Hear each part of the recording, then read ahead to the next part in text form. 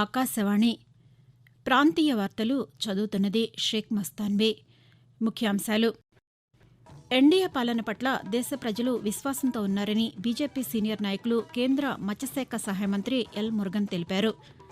ఆంధ్రప్రదేశ్లో ఈ ఉదయం విడుదలైన 10వ తరగతి పరీక్షా ఫలితాల్లో బాలికలు అత్యధిక సంఖ్యలో ఉత్తీర్ణులయ్యారు. రాష్టంలో వడగాల్పుల తీవ్రత దృష్ట్యా ప్రజల రక్షణ కోసం ప్రత్యేక చర్యలు తీసుకోవాలని వైద్యాధికారులను ప్రభుత్వం ఆదేశించింది. ఎండల తీవ్రత దృష్ట్యా రాష్టంలో అత్యధిక విద్యుత్ వినియోగం జరుగుతోంది. రాష్టంలో పాఠశాలలకు విద్యాశాఖ ఈ నెల 24వ తేదీ నుంచి వేసవి సెలవులు ప్రకటించింది. వార్తల వివరాలు. ఎన్డీఏ పాలన పట్ల దేశ ప్రజలు విశ్వాసంతో ఉన్నారని భారతీయ జనతా పార్టీ సీనియర్ నాయకులు, కేంద్ర మత్స్యశాఖ సహాయ మంత్రి ఎల్. మురుగన్ తెలిపారు. తిరుపతి నగరంలో జ్యోతిరావు పూలే విగ్రహం నుంచి ఎన్డీఏ కూటమి లోక్సభ అభ్యర్థిగా పోటీ చేస్తున్న వరప్రసాదరావుతో కలిసి ఈరోజు ఆయన ర్యాలీలో పాల్గొన్నారు. వరప్రసాదరావు నామినేషన్ పత్రం దాఖలు చేసిన అనంతరం మురుగన్ పాతికేయులతో మాట్లాడుతూ కూటమి అభ్యర్థులు ఆంధ్రప్రదేశ్లో విజయం సాధిస్తారని ధీమా వ్యక్తం చేశారు. దేశం వికసిత భారత్ వైపు పయనిస్తోందని, ప్రపంచ దేశాలు భారత్ వైపు చూస్తున్నాయని, ఈ అభివృద్ది ఇలాగే కొనసాగాలంటే ఎన్డీఏ కూటమి అధికారంలోకి రావాల్సిన అవసరముందని మురుగన్ అన్నారు. రాష్టంలో ఈరోజు విడుదలైన 10వ తరగతి ఫలితాల్లో బాలికలు అత్యధిక సంఖ్యలో ఉత్తీర్ణత సాధించారు. ఈ ఏడాది మొత్తం 6,16,615 మంది విద్యార్థులు పరీక్ష రాశారు. మొత్తం 86.69%తో 5,34,574 మంది ఉత్తీర్ణులయ్యారని విజయవాడలో ఫలితాలను విడుదల చేస్తూ పాఠశాల విద్యాశాఖ కమిషనర్ తెలిపారు.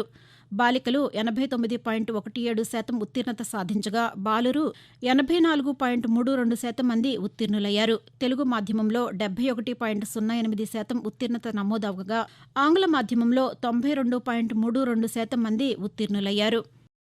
కడప జిల్లా ఒంటిమిట్టలో ఈరోజు సాయంకాలం శ్రీ సీతారాముల కళ్యాణం ఘనంగా జరగనుంది. ఈ కళ్యాణ కార్యక్రమానికి తిరుమల తిరుపతి దేవస్థానం అన్ని ఏర్పాట్లు పూర్తి చేసింది. రాష్ట్ర వ్యాప్తంగా అన్ని శ్రీరాముని ఆలయాల్లో శ్రీరామనవమి రోజున కళ్యాణం నిర్వహిస్తారు. ఒంటిమిట్ట పుణ్యక్షేత్రంలో మాత్రం నవమి తర్వాత చతుర్దశి రోజున పండు వెన్నెలలో శ్రీ సీతారాముల కళ్యాణ కార్యక్రమం జరుగుతుంది. ఎన్నికల ప్రవర్తనా నియమావళి దృష్ట్యా ఈ కార్యక్రమానికి ముఖ్యమంత్రి వైఎస్ జగన్మోహన్ రెడ్డికి బదులుగా దేవాదాయ శాఖ ప్రత్యేక ప్రధాన కార్యదర్శి స్వామివారికి పట్టు వస్త్రాలు సమర్పిస్తారు.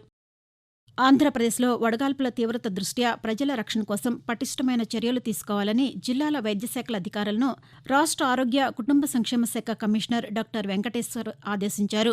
వడదెబ్బకు గురి అయిన వారికి తక్షణమే చికిత్స అందించాలని సూచించారు. గర్భిణీలు, చిన్నారులు, వృద్ధుల విషయంలో ప్రత్యేక శ్రద్ధ తీసుకోవాలని, ఓఆర్ఎస్ ప్యాకెట్లు, ఐవీ ఫ్లూయిడ్స్ అందుబాటులో ఉంచుకోవాలని, ప్రజల రక్షణ విషయంలో పూర్తి అప్రమత్తంగా ఉండాలని కూడా వెంకటేశ్వర్ ఆదేశించారు. వడదెబ్బకు గురి అయిన వారికి చికిత్స అందచేయడం కోసం ప్రత్యేకంగా ఒక గదిని ఏర్పాటు చేయాలని, అంబులెన్సుల్లో ఐవీ ప్యాక్స్ను సిద్ధంగా ఉంచుకోవాలని కూడా డాక్టర్ వెంకటేశ్వర్ ఆదేశించారు. రాష్ట్ర వ్యాప్తంగా అన్ని పాఠశాలలకు ప్రభుత్వం ఈ నెల 24వ తేదీ నుంచి వేసవి సెలవులు ప్రకటించింది. ప్రస్తుతం 1 నుంచి 9వ తరగతి వరకు విద్యార్థులకు ఒంటిపూట బడులు కొనసాగుతున్నాయి.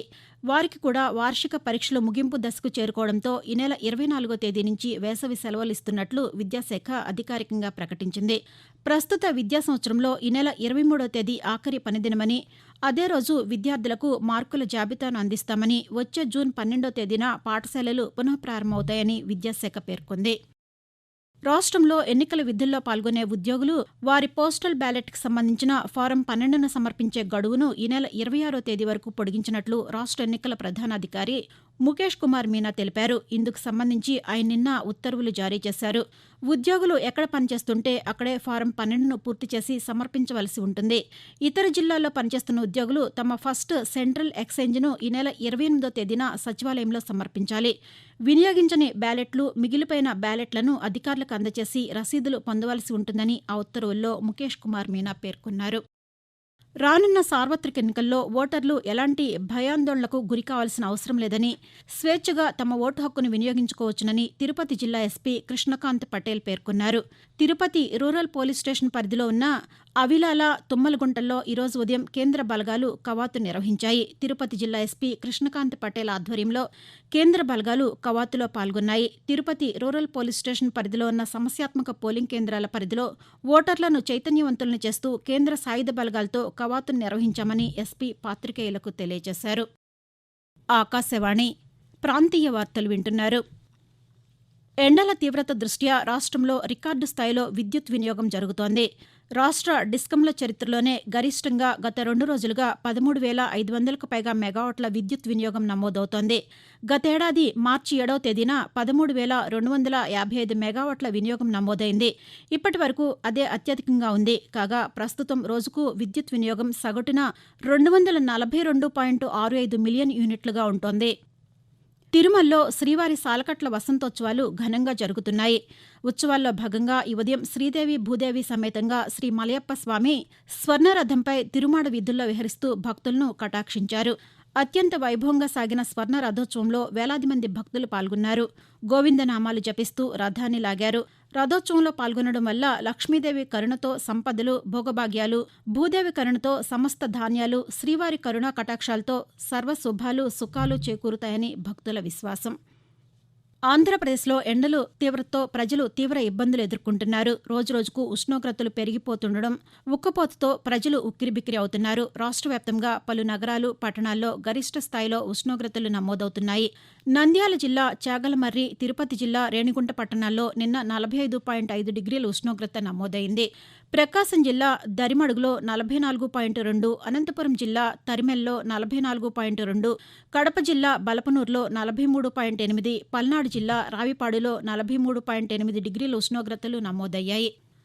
రాష్ట్రంలోని ప్రస్తుతం వాతావరణ పరిస్థితులను అమరావతిలోని భారత వాతావరణ కేంద్రం అధికారి డి శేషసాయి కొద్దిసేపటి క్రితం ఆకాశవాణి విజయవాడ కేంద్ర ప్రాంతీయ వార్తా విభాగానికి తెలియజేస్తూ, ఉత్తర కోస్తా ఆంధ్రప్రదేశ్ మరియు యానాంలో ఈ రోజు తేలికపాటి నుండి ఒక మోస్తరు వర్షాలు లేదా ఉరుములతో కూడిన జల్లులు 1 లేదా 2 చోట్ల కురిసే అవకాశం ఉంది.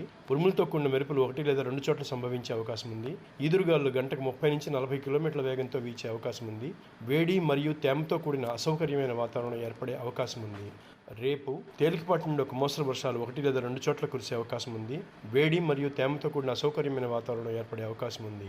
దక్షిణ కోస్తా ఆంధ్రప్రదేశ్లో ఈ రోజు మరియు రేపు పొడి వాతావరణం ఏర్పడే అవకాశం ఉంది. వేడి మరియు తేమతో కూడిన అసౌకర్యమైన వాతావరణం ఏర్పడే అవకాశం ఉంది.